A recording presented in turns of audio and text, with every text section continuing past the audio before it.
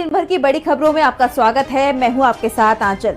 आज इस बुलेटिन में बात होगी जेडीयू की दिल्ली में हुई अहम बैठक की, सोनिया गांधी के पीएम मोदी पर तंज की, देखेंगे मणिपुर सरकार पर मंडराते खतरे को, केजरीवाल पर कोर्ट के फैसले को, जानेंगे बिहार में एनडीए सरकार के विकास के दावों की खुलती पोल को, और बुलेटिन के आखिर में देखेंगे जाने माने कार्टूनिस्ट इरफान की किस खबर पर पड़ी तिरछी नजर।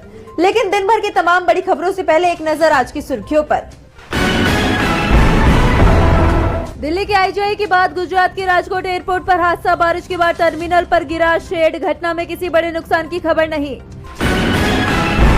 कांग्रेस ने पीएम मोदी पर एक समाचार रिपोर्ट को लेकर साधा निशाना, अडानी समूह पर चीनी मदद लेने के लगाए आरोप, पीएम से पूछा क्या राष्ट्रीय सुरक्षा पर विचार करेंगे।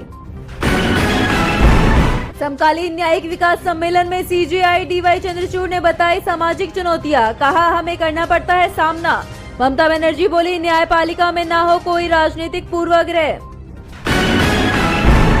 गगनयान ही नहीं, इस साल 3 और मिशन होंगे लॉन्च, इसरो के चीफ के सोमनाथ ने दिया बड़ा अपडेट। ये तो थी सुर्खियां। अब बात आज की सबसे बड़ी खबर की।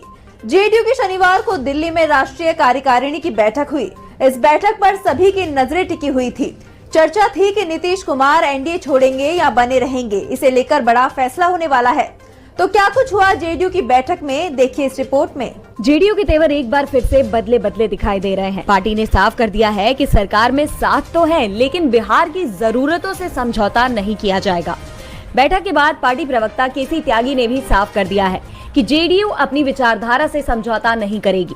हम बिहार को विशेष दर्जा दिए जाने की अपनी मांग पर अभी भी कायम है। विशेष राज्य के दर्जे के साथ विशेष आर्थिक पैकेज के लिए हमारी लड़ाई जारी रहेगी। इसके साथ ही जेडीयू ने बिहार हाईकोर्ट ने आरक्षण पर जो रोक लगाई है, इसके खिलाफ सुप्रीम कोर्ट जाने की बात कही। साथ ही ये भी साफ कर दिया कि मोदी सरकार पर इसे लेकर दबाव बनाया जाएगा कि सरकार बिहार में आरक्षण को संविधान की 9वीं अनुसूची में शामिल करे, जिसे इनकी न्यायिक समीक्षा नहीं की जा सके और इसे किसी भी कोर्ट में चुनौती नहीं दी जा सके। साफ है, दिल्ली की बैठक में जेडीयू ने एनडीए गठबंधन को लेकर अपने तेवर तीखे कर लिए हैं। वैसे इस बैठक में एक और महत्वपूर्ण फैसला हुआ। नीतीश कुमार ने संजय झा को पार्टी का कार्यकारी अध्यक्ष बनाए जाने का प्रस्ताव रखा, जिसे सभी ने स्वीकार कर लिया। संजय झा को कार्यकारी अध्यक्ष बनाए जाने के साथ ही बीजेपी के साथ गठबंधन के मुद्दे पर बातचीत की जिम्मेदारी भी उन्हें दी गई है। फिलहाल जेडीयू के तेवर बता रहे हैं कि आने वाले दिनों में दिल्ली और बिहार दोनों ही जगह बड़े खेल हो सकते हैं। जेडीयू की मांग से बीजेपी परेशानी में दिखाई दे रही है, तो कांग्रेस संसदीय दल की नेता सोनिया गांधी ने बीजेपी की इस परेशानी को और बढ़ा दिया है। उन्होंने बीजेपी और मोदी सरकार पर हमला बोला है। उन्होंने पीएम मोदी पर नीट मामले में चुप्पी साधने को लेकर निशाना साधा है। साथ ही कई बड़े सवाल भी खड़े किए हैं। तो क्या कुछ कहा सोनिया गांधी ने, देखिए इस रिपोर्ट में। देश भर में नीट परीक्षा में हुई धांधली का मुद्दा तूल पकड़ता जा रहा है। हाल ही के दिनों में एक के बाद एक परीक्षाएं रद्द हुई, जिसे लेकर विपक्ष लगातार मोदी सरकार पर हमलावर है।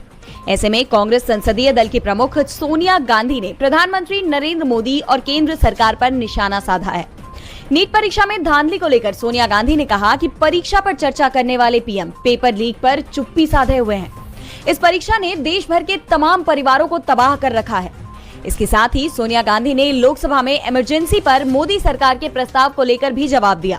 सोनिया ने कहा कि 1977 के चुनाव में लोगों ने इमरजेंसी पर अपना फैसला सुना दिया, जिसे बेझिझक स्वीकार किया गया। लेकिन 3 सालों के अंदर कांग्रेस को इतना बड़ा बहुमत मिला, जिसे पीएम मोदी की पार्टी अब तक हासिल नहीं कर पाई। सोनिया गांधी ने पीएम मोदी पर तंज कसते हुए कहा कि चुनाव नतीजे पीएम मोदी के लिए निजी, राजनीतिक और नैतिक हार का संकेत है। जनादेश ने नफरत और विभाजनकारी राजनीति को खारिज किया है, लेकिन पीएम का व्यवहार ऐसा है जैसे कुछ बदला ही ना हो। वो आम सहमति का उपदेश देते हैं, लेकिन टकराव को बढ़ावा देते हैं। लगता ही नहीं कि उन्होंने जनादेश को समझा है। डिप्टी स्पीकर पद को लेकर विपक्ष की मांग को मंजूर नहीं किया गया। पीएम और उनकी पार्टी के जरिए इमरजेंसी को खोद कर निकाला गया। इसमें स्पीकर भी शामिल थे। इन सब से एक साथ की गई नई शुरुआत की उम्मीदें धुल गई हैं। चुनाव प्रचार के दौरान प्रधानमंत्री ने अपनी मर्यादा और जिम्मेदारी को नजरअंदाज कर सांप्रदायिक झूठी बातें फैलाई। एक तरफ जहां सोनिया गांधी के बयानों ने मोदी सरकार को मुश्किल में डाल दिया है, तो दूसरी तरफ बीजेपी के विधायक ही अपनी सरकार की मुसीबत बन गए हैं। मणिपुर में एन बीरेन सिंह की सरकार संकट में फंस गई है। बीजेपी के विधायकों ने सीएम के इस्तीफे की मांग कर दी है। तो क्या है पूरी खबर, देखिए इस रिपोर्ट में।